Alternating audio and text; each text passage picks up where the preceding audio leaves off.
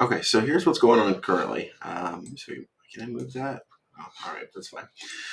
Okay, so you know, one of the things that I wanted to show you here, and this is just kind of more so some of the basics of it.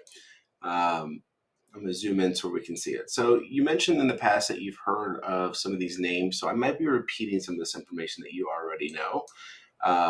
But if I'm not, then great.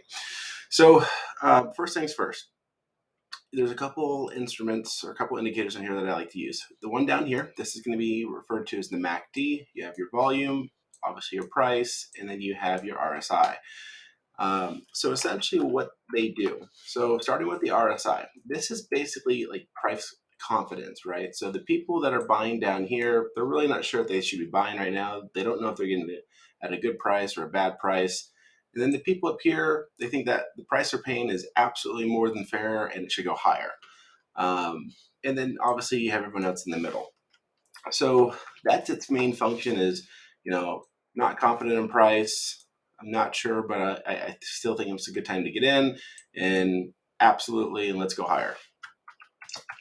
The volume. So think of volume as car for a gas. Dear Lord, gas for a car. Essentially, without any gas in the tank, the car's not going to go anywhere. Well, without volume, the price of the coin is not going to go anywhere. And typically, with low volume, you're going to see the price decline. Now, when you get into areas like this, where you see the price dropping and the volume is just spiking and going out of control, know that volume does that when we get to a certain price point to where they don't want it to go lower. Okay, it's time to buy now because this is the lowest it's been since the last low. And so essentially they get very defensive here, and that's where you'll see volume kind of spike up a little bit. That's a good indication that you've got a decent support line as well, because if they're fighting there to keep it there, then that means they want to go higher. Doesn't mean it's going to go higher immediately, but the point is that it is something of interest to the bulls essentially, or not bulls, but the buyers.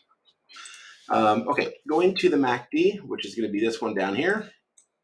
So this is basically momentum, right? So if you have momentum going downhill, you're going to speed up and crash. If you're going to have momentum going uphill, well, it's harder to go uphill. You need more people to buy in. You need more people to keep going, essentially. So it's harder to get. So if you see your momentum actually increasing, kind of like this is right here, that's a really good indication that you're going to have price support, let alone also progression in price as well. So that's kind of the main functions of them as far as what each indicator does specifically.